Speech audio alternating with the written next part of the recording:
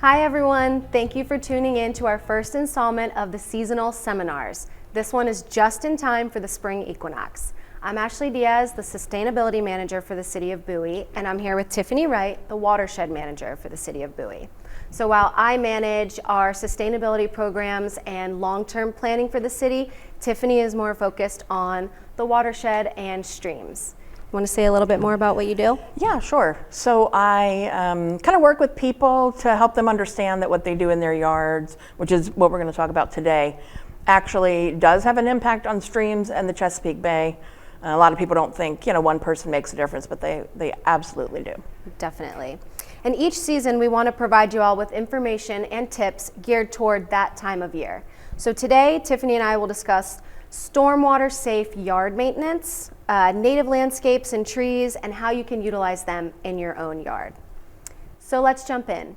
Tiffany, what is a watershed and why should we care about them? So if you don't know what a watershed is, I recommend on the city's YouTube channel, there's a Welcome to Your Watershed webinar that was recorded. But a watershed is essentially all of the land that drains to a particular body of water. So it could be what drains to a stream or a lake, a river, the Chesapeake Bay, the Atlantic Ocean, and that sort of thing. So it's just, how gravity, when the rain falls, where it lands and flows. So what you do upstream in your own yard does affect everything downstream. It absolutely does. Even if you feel far removed from it. It does, and if you think about it, so the Chesapeake Bay Watershed, where we are, is 64,000 square miles. And that's about 18 million people, and it actually reaches up to New York. It's crazy that people think like from New York, water comes all the way down here, but it does. Susquehanna River, the Patuxent where we are. So yeah, it all flows to the Chesapeake Bay. And if you think about, does one person make a difference? And you think, probably not. Well, if one person does something out of, and the 18 million people do one small thing, that can make a huge difference. And let's talk about the Patuxent River really quickly because I know you are on the Patuxent River Commission. I am, yeah. I was recently appointed to, this is actually the only commission in the state of Maryland that is charged with sort of protecting one river. And that's because the Patuxent is really unique. It's the longest river that's entirely in Maryland. And, and it's one of the bigger tributaries to the bay. So it's pretty important that we protect that. And of course, we're in it, so. Of course. And a tributary are smaller streams that lead into a larger body of water. Sure. So people might be surprised to know that we actually have about 50 miles of streams in Bowie. And, you don't see them if you drive around the shopping centers or anything, but in the neighborhoods, in the Levitt areas, in the backs of the houses, there are the different streams. So there's Millstream Branch, there's Overbrook Branch. You might gather where these are located in these neighborhoods. And then there's Collington Branch, which runs along the western side of the city, and it's huge and it's actually beautiful. It's a really nice wetland complex, actually, in a lot of areas. That's great information. So what can people do then if, as you said, one person can make a difference if all the individuals start to do that? What are some things you can do on your own yard? Things like rain barrels. So we work with the Lions Club to promote rain barrels. They make them and sell them as fundraisers. And you put it up against your gutter, and you have a source of free untreated water that you can use on your plants. They're actually happier to have that, which is basically rain, than the chlorinated treated water that comes out of the spigot in the backyard. So that's one thing. There's also what we're really going to talk about today is native landscapes. So, it's interesting to think, and I don't think it seems odd to think that the biggest sort of crop, if you will, in the Chesapeake Bay watershed is turf grass. So if you're looking at the Chesapeake Bay as a whole, there are about 5% of the bay is wetlands, and 10% is turf grass. Which is just another word for grass, like that's in our lawns. At your yard, yeah, in your yard, yeah. So there are native grasses. There's, what I think a lot of people have, a Kentucky bluegrass, which is, actually it's native to Europe. I don't know how the name Kentucky bluegrass came around, but I looked it up. It's actually native to Europe and, not anywhere near North America. And Trees are another thing that you can plant, in your yard. We actually have a program. First get in touch with me, and then you fill out a form online, and then like magic, we will come and plant a tree in your yard for you. And that program is actually open now, so we'll have our contact information on the screen later, but if you want to get a tree and you're within the city of Bowie limits, we will hook you up with one. And if you think about it, like in the spring and the summer, the flowers are blooming and the leaves are bright green, and that requires nutrients or food from the soil. And if you plant your tree later in the spring, the roots don't have enough time to really get settled into the ground and get stabilized. So planting in the fall, it sounds weird even when it's so cold outside. But yeah, it helps the roots get really well established. And then when all the above ground growth begins to happen, it's more stable and it's just better. And I am a big proponent of fall tree planting, but the roots are really the thing that what you were asking about. The roots and tree canopy and the native grasses absorb that rainwater so it doesn't run right off into the roads. And so trees and native plants affect the hydrology of the soil. And can you explain a little bit about that?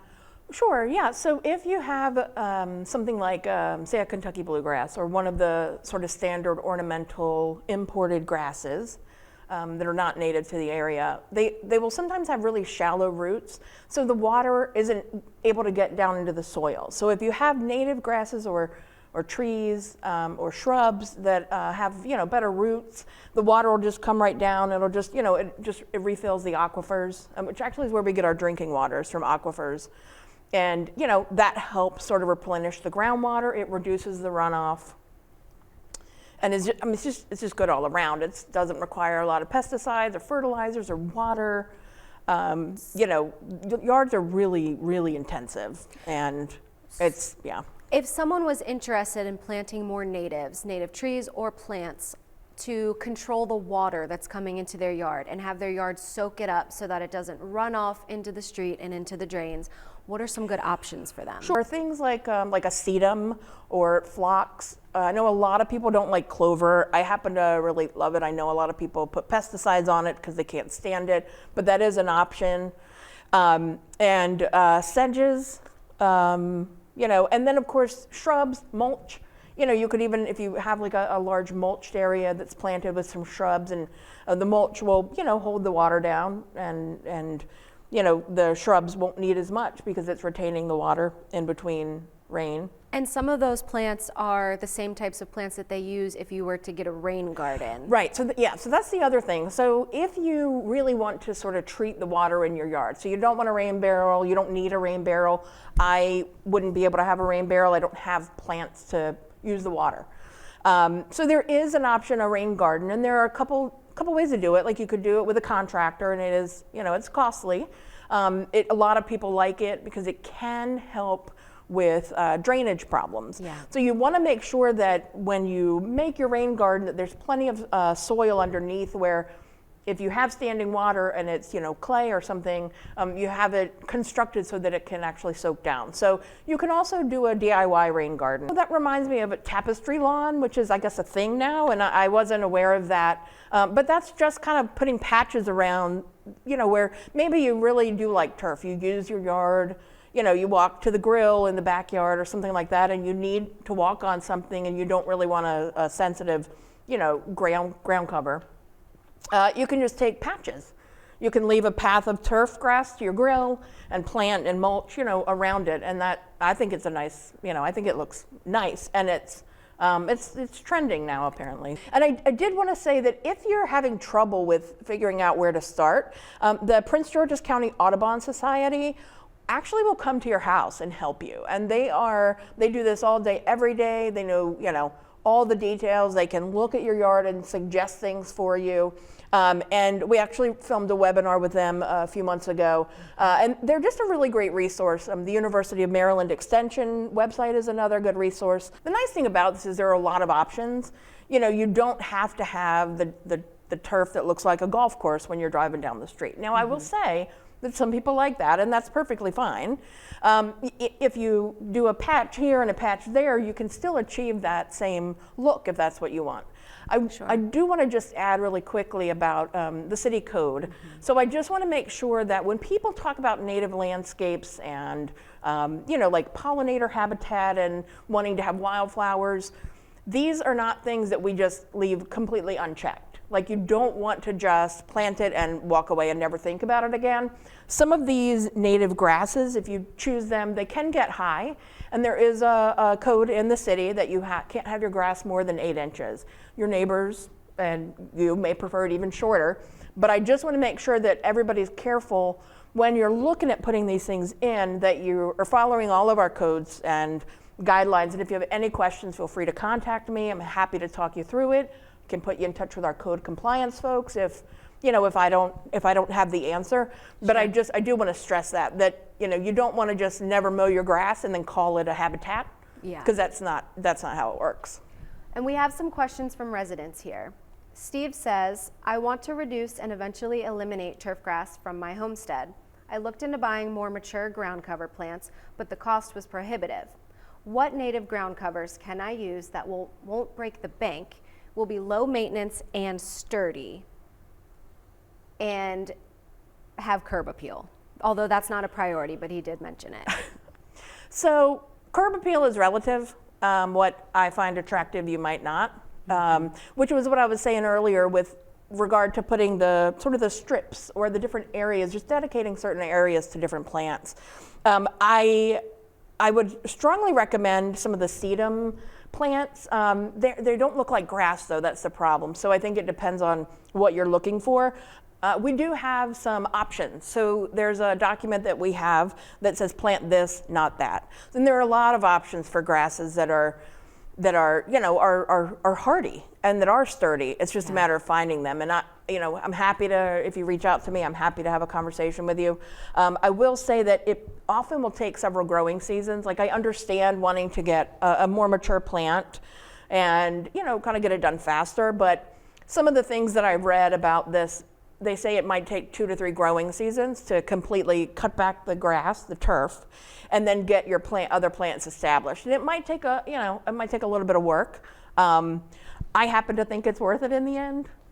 Not everybody does, and that's okay.